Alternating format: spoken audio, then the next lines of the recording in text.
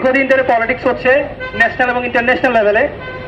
International লেভেলে যে সমস্যাটা দীর্ঘদিন হয়ে এসছে এবং এখন পর্যন্ত আমরা যেটা লক্ষ্য করছি সেটা হচ্ছে ক্লাইমেট চেঞ্জের জন্য রেসপন্সিবল যে দেশগুলো তারা ডিনাই করছে, কার্বন এমিশন যারা সবচেয়ে বেশি করছে তারা এখন পর্যন্ত স্বীকার করছে না যে তারা এর জন্য রেসপন্সিবল। আর যেসব দেশ স্বীকার করে নিয়েছে তারা কিছুটা হলে দায়ী, তারা ডিলে করছে, এই জিনিসটা নিয়ে প্রোক্রাস্টিনেট করছে দীর্ঘদিন ধরে। এটা নিয়ে পলিটিক্স অনেক দিনের।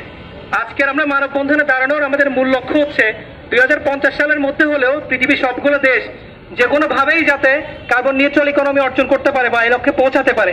কিন্তু এখন প্রত্যেকটা দেশ যেভাবে আগাচ্ছে, ইমিশন যেভাবে হচ্ছে, এইভাবে যদি চলমান থাকে 2050 সাল নাগাদ এটা হয়তো সম্ভব হবে না।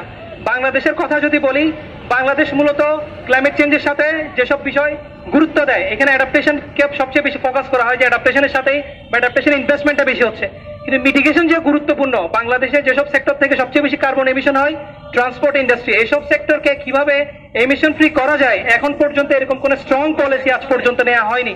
আর হলেও সেটা ইমপ্লিমেন্টেশন প্রপারলি হচ্ছে না। নিখিলদা একটা কথা বলেছিলেন যে কোস্টাল এম্বাঙ্কমেন্ট আমাদের ঠিক না, ঘূর্ণিঝড় হলেই ভেঙে যায়। আমার কথা হচ্ছে ইনভেস্টমেন্ট যখন হচ্ছে, ইনভেস্টমেন্ট করার পরেও কোস্টাল মানুষজন এত পরিমাণ সাফার করছে কেন? কোস্টাল এম্বাঙ্কমেন্ট গুলো প্রতি বছরই ভেঙে যায়, কিন্তু প্রতি বছর আবার নতুন করে বাজেট দেওয়া হয়, কিন্তু টেকসই কোনো ডেভেলপমেন্ট এখন পর্যন্ত হচ্ছে না। আমাদের দেশে মেট্রো রেল হচ্ছে, এটা প্রথম হয়তো ইলেকট্রিসিটি বেসড কোনো ট্রান্সপোর্ট হবে, কিন্তু কমিউট করার জন্য আমাদের আদার ট্রান্সপোর্ট সেক্টর গুলো যদি এ ধরনের ক্লিন এনার্জি বেস না হয়, ইলেকট্রিসিটির সাথে ডিপেন্ডেন্ট না হয়, এখন পর্যন্ত আমরা পুরোপুরি কোল বেসড অথবা অয়েল বেসড যে এনার্জি প্ল্যান্টস গুলো, এগুলো যদি রিপ্লেস করতে না পারে আগামী 10 বা 15 বছরে, এটা কিন্তু আমাদের পক্ষে কখনোই সম্ভব হবে না 2050 সাল নাগাদ কার্বন নিউট্রাল ইকোনমি অর্জন করা। আর এটার জন্য আমরা যদি রিনিউয়েবল এনার্জিতে ফোকাস করতে না পারি, বাংলাদেশ এবং অন্যান্য দেশগুলো, পৃথিবীর অন্যান্য দেশগুলোর মধ্যে শুধুমাত্র আইসল্যান্ড এখন পর্যন্ত সম্ভবপর করতে পেরেছে যে 100% রিনিউয়েবল এনার্জি তারা অর্জন করেছে।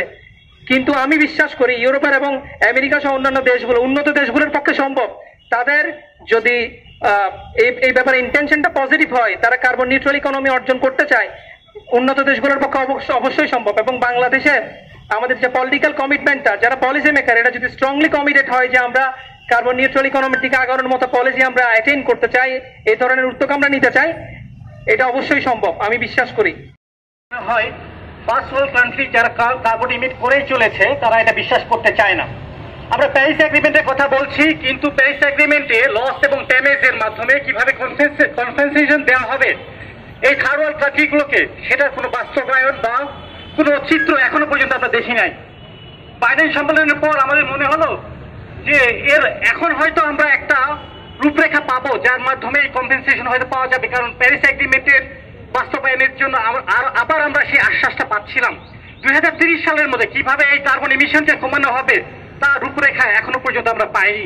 উন্নত দেশগুলো এগুলো খুব ডেভেলপ, তারা হয়তো রিনিউয়েবল এনার্জির দিকে তাদের ডেভেলপমেন্টকে নিয়ে যাচ্ছে, কিন্তু তারা ঠিকই তাদের কোল এনার্জিকে অন্যান্য আন্ডার ডেভেলপ কান্ট্রিগুলোতে ঠিকই তারা এস্টাবলিশ করছে, তাদেরকে বিভিন্ন লোন দিচ্ছে, ওয়ার্ল্ড ব্যাংক বলেন বা অন্যান্য যে লোনগুলো আছে, এমনকি বাংলাদেশও এর থেকে লোন নিচ্ছে এবং তাদের এই কোল এনার্জিকে গ্রাজুয়ালি এক্সটেন্ড করে যাচ্ছে। এখন লাস্ট স্ট্যাটিস্টিক্স দেখি, প্রত্যেক বছর আমাদের ক্ষতির পরিমাণ ডিজাস্টারের কারণে প্রায় $250 কোটি, এবং এটা আমাদের রিকভার করতে প্রত্যেক 10 বছর লেগে যাচ্ছে, আমাদের জিডিপির যা 2%-এরও বেশি। কিন্তু আমরা যদি এই ড্যামেজের অংশটুকু শুধু আমরা ইম্প্যাক্টমেন্ট এবং অ্যাডাপ্টেশনে খরচ করতাম, তাহলে পরে আমাদের এই ডেভেলপমেন্ট এবং জিডিপির হারটা আরো অনেক বেশি বেড়ে যেত, কিন্তু সেটা আমরা বুঝতে পারছি না। এবং সেজন্য আমাদের বাজেটে অবশ্যই একটা অ্যালোকেশন অবশ্যই থাকা জরুরি। এবং ফার্স্ট ওয়ার্ল্ড কান্ট্রিকে আমরা বলতে চাই যে আমাদেরকে বসবাস করতে হলে একসাথেই বসবাস করতে হবে। ক্লাইমেট চেঞ্জের ফল, এবং আমরা যদি এখন ইউটিউবে দেখি যে উত্তর মেরুর বরফ অলরেডি গলা শুরু হয়েছে এবং এর ইম্প্যাক্ট শুধু থার্ড ওয়ার্ল্ড কান্ট্রিতে না, ফার্স্ট ওয়ার্ল্ড কান্ট্রিতেও এর ইম্প্যাক্ট গ্রাজুয়ালি পড়বে। সুতরাং আমাদেরকে যেহেতু একসাথেই বসবাস করতে হবে, আমরা চাই যে এই বাস্তবায়ন 2030-এর মধ্যে হলো যে সমস্ত ডেভেলপ কান্ট্রি আছে তারা রিনিউয়েবল এনার্জিতে যাবে 2040-এ ডেভেলপিং কান্ট্রিগুলো, এবং 2050-এর মধ্যে যে সমস্ত আন্ডার ডেভেলপ কান্ট্রিগুলো আছে তারা রিনিউয়েবল এনার্জিতে তাদের কন্ট্রিবিউশনটাকে এক্সপ্যান্ড করবে। এবং ফার্স্ট ওয়ার্ল্ড কান্ট্রিতে এই মেসেজটা আমরা পৌঁছে দিতে চাই এই মানববন্ধনের থ্রুতে। ধন্যবাদ। বিশ্বের সায়েন্টিস্টরা চিন্তা করলো যে কি করা যায়, তাহলে 2 ডিগ্রি সেন্টিগ্রেডের মধ্যে তাপমাত্রা যদি রাখা যায় তাহলেও কিছুটা বাঁচা যাবে, কিন্তু 2 ডিগ্রি সেন্টিগ্রেডের মধ্যে রাখতে হবে।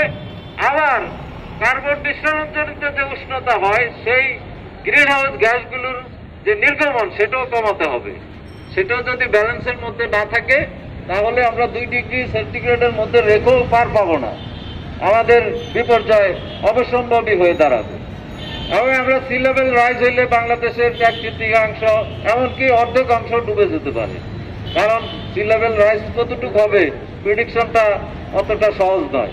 এই পর্যন্ত যা আসছে, তো আমরা কথা না বাড়িয়ে আমরা এটুকু বলতে চাই যে আমাদের যে প্রাকৃতিক সম্পদ আছে, নদীগুলো আছে, আমাদের পাহাড়গুলো আছে, এগুলোকে রক্ষা করতে হবে এবং এগুলোর ভার্জিনিটি সহ, অর্থাৎ যেমন আছে তেমন সহ, এটার উপর আমি অ্যাবিউজ করে আমরা যদি কোনো উন্নয়ন করে থাকি সেই উন্নয়নও অ্যাবিউজড হয়ে যাবে, সেই উন্নয়নও আমাদের এই মানে স্থায়িত্বশীল হবে না।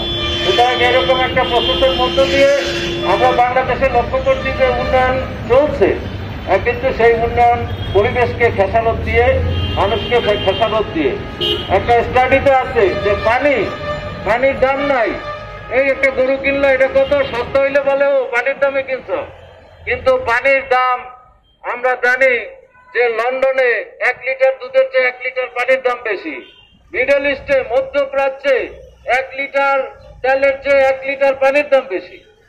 এবং আমরা পানিতে উদ্বৃত্ত হতে পারি। আমাদের পাওয়ার সেক্টরে 1 কিউবিক মিটার পানির দাম পড়ে 600 থেকে 1500 টাকা। এটা এই যে স্টাডি মানে ভ্যালুয়েশন করা হচ্ছে, সেই ভ্যালুয়েশন এরকম দেখা যাচ্ছে।